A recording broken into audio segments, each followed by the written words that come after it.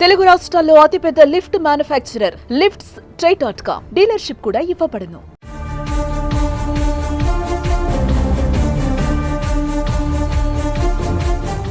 గురుమూర్తి media పోలీసులకే కాదు ఇప్పుడు కోర్టులో జడ్జిలకి కూడా షాక్ ఇస్తున్నాడు. ఇతని విచిత్రమైన బిహేవియర్ రంగారెడ్డి కోర్టులోనూ కనిపించింది. మెజిస్ట్రేట్ అడిగిన పలు ప్రశ్నలకు నిందితుడు భయం బెరుకు లేకుండా భార్యని చంపానే, పిల్లల్ని అనాథలను చేశానే అనే పశ్చాత్తాపం కూడా లేకుండా సమాధానాలు ఇవ్వడం అక్కడున్న వారిని షాక్కి గురిచేసింది. అంతేకాదు లీగల్ ఎయిడ్ కోసం లాయర్ను పెట్టుకుంటారా అని న్యాయమూర్తి అడిగితే తనకు లాయర్ అవసరమే లేదని చెప్పడం మరో వంతు.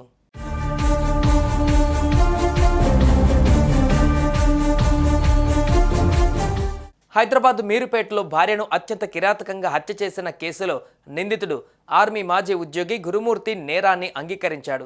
ఈ నెల 16వ తేదీన మాధవిని హత్య చేసిన విధానాన్ని పూసగుచ్చినట్లుగా వివరించాడు. భార్యను చంపారనే పశ్చాత్తాపం రవ్వంతైనా అతనికి లేదు. భార్య వెంకట మాధవిని అత్యంత క్రూరంగా చంపేశాడు. గుండెలపైన కూర్చొని గొంతు నులిమి హత్య చేసినట్లుగా దర్యాప్తులో నిందితుడు చెప్పిన విషయాలు విని పోలీసులు నివ్వెరపోయారు.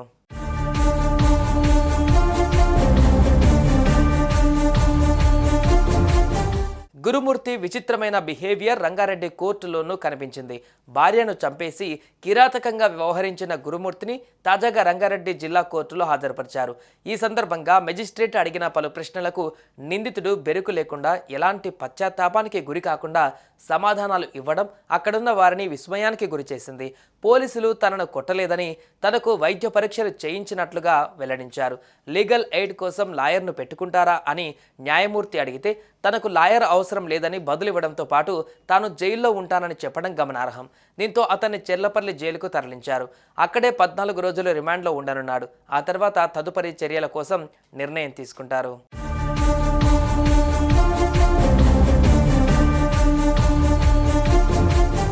సంక్రాంతి పండుగ కోసం గురుమూర్తి వెంకటమాధవి దంపతులు వారి పిల్లలతో కలిసి బంధువుల ఇంటికి వెళ్లారు.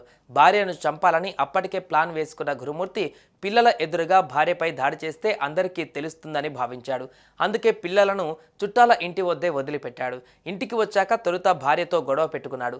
ఆ తర్వాత ఆమె తలను గోడకేసి బలంగా కొట్టాడు. దాంతో ఆమె తలకు దెబ్బ తగిలి కింద పడిపోయింది. ఆమె మీద కూర్చొని గొంతు నులిమి చంపేశాడు. ఆ తర్వాత ఇంట్లో ఉన్న కత్తితో కాళ్ళు, చేతులు, ఇతర అవయవాలు తల కట్ చేశాడు. వాటిని నీళ్ళల్లో వేసి హీటర్ సహాయంతో ఉడికించి స్టవ్ పై కాల్చాడు. ఎముకలు కాలేదాకా వేడి చేసి వాటిని పొడి చేశాడు. ఆ రోజు సాయంత్రం వాటిని ఓ పెయింట్ బకెట్లో వేసుకొని జిల్లెలగూడ చెరువులో కలిపేశాడు. పోలీసులకు ఎక్కడా క్లూ దొరకకుండా చేశాడు.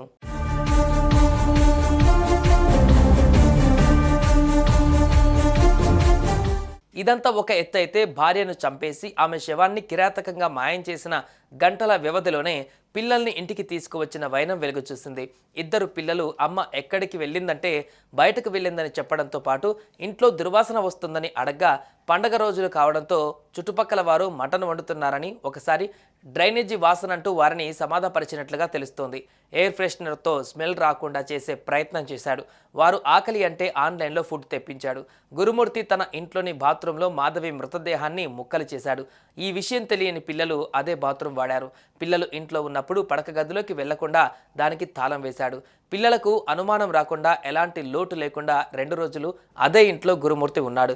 పోలీస్ కేసు నమోదు అయిన తర్వాత గురుమూర్తి పిల్లలు ప్రస్తుతం అమ్మమ్మ దగ్గర ఉంటున్నారు.